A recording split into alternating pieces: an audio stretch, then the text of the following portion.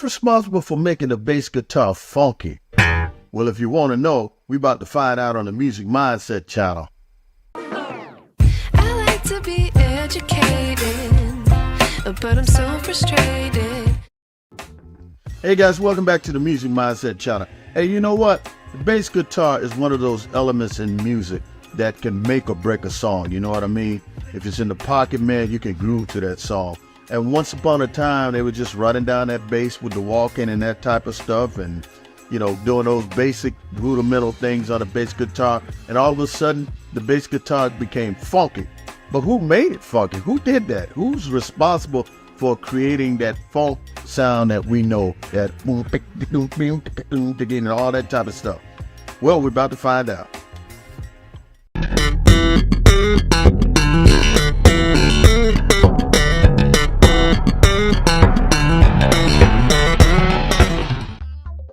Everybody thinks they already know funk.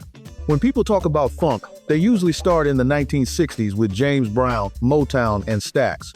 Tight drums, syncopated guitars, and bass lines that moved and walked around the groove. Jamerson in Detroit was laying down melodic lines that made Motown records breathe. Dunn at Stax was locking deep into that southern pocket, and even early Bootsy Collins with James Brown was still riding inside the rhythm. Funk at that point made you move. It made you dance, but it was still smooth. The bass was important, but it was not yet the thing everybody listened for first, and that's the part most people never really think about. But at some point, funk stopped just moving, and it started hitting like thunder. And that didn't happen by chance. It happened because one bass player accidentally changed how the instrument was played. That player was Larry Graham, who was born in 1946 in Beaumont, Texas, and grew up in a musical household. His mother was a singer and piano player, and as a teenager, Larry started playing bass in her trio. One night, the drummer did not show up for the gig. No kick drum, no snare, no backbeat. So Larry had to solve a problem in real time. And it kind of all started by accident. Let me tell you a little story. When I was 15 years old, I started working in my mother's trio as the bass player. And then we decided we would call it a duo, just me and Mom, you see, without the drummer. So I had to do something to compensate for not having the drum, so I thought I'd thump and pluck a little bit, you see. Boom! That's how slap bass was born, and funk would never be the same.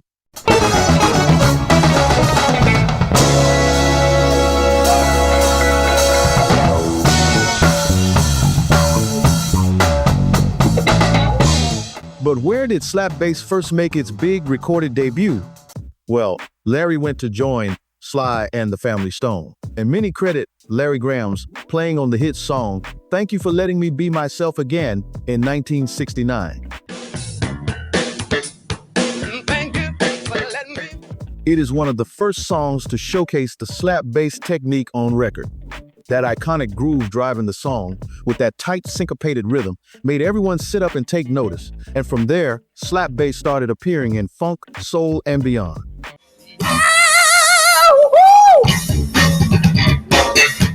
Once Larry opened the door, the technique exploded in the 1970s, bringing us bass giants like Bootsy Collins, who had funked up James Brown live shows. But now with this new slap bass, he took Parliament Funkadelics and his own biggest tracks to the next level.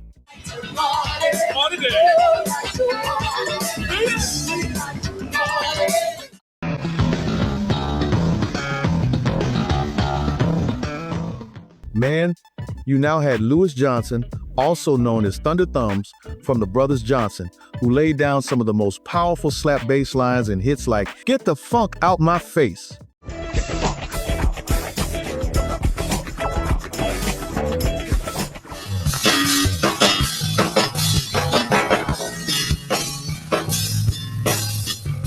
And of course, you can't talk slap bass without mentioning Marcus Miller, a master who took slap bass into jazz fusion with his complex rhythms and melodies.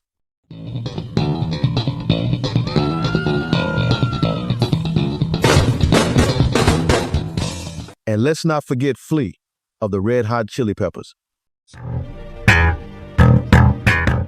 This dude made slap bass cool for a new generation of rock fans with his aggressive in-your-face style on songs like this one.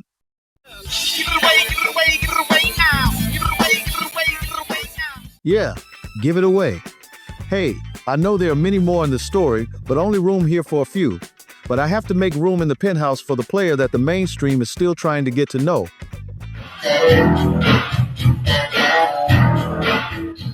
You cannot talk about the slap bass revolution without mentioning the teacher for most young bass players at the top of the 1980s.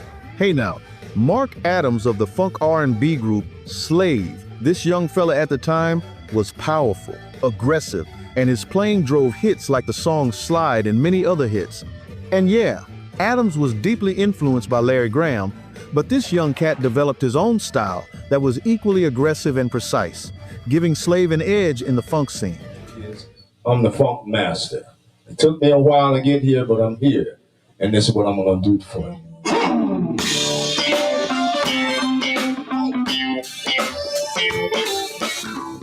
And this dude right here gets the window seat on the plane. If you're new to this and didn't know, that's the funky Aaron Mills on bass from the group Cameo. Aaron gave us those infectious grooves and tracks like Word Up, and he goes back to all the old songs that made that group hot in the first place. Now, I know you have a list of people I didn't mention. This was not an exhaustive list. Out of all these great bass players here, I only mentioned the ones that have left their own significant mark on funk, adding layers to what slap bass could be and pushing the art form forward. But who's the best funk bass, man? Some might surrender and say Larry Graham because he invented it. But I think it's a toss-up, and I will let y'all debate that in the comments. Now, if you're bass guitarist, you might be wondering what's the best bass guitar for this type of funk thing, you know what I mean? Well, there's no specific answer, but there are a few standouts. Many pros recommend the Fender Jazz Bass for slap because of its versatility, bright tone, and easy action. Marcus Miller himself is a longtime user of the Fender Jazz. Another favorite is the Music Man Stingray, which gives that punchy sound perfect for slap thanks to its active electronics. It's also Flea's go-to bass. But at the end of the day, any bass with good tone, low action, and responsive electronics can be perfect for slap bass. It all comes down to your preference. Now, some of you might be wondering, does the slap bass affect the tuning of your instrument? Well, here's the deal. Because slap bass requires hitting the strings with more force than the fingerstyle or pick playing, it can sometimes cause the strings to go slightly out of tune or more quickly, especially if you're slapping hard during a live set. Like to combat this, you can just get some good quality strings. Use slightly thicker gauge strings for slap bass, which can help maintain stability and prevent detuning.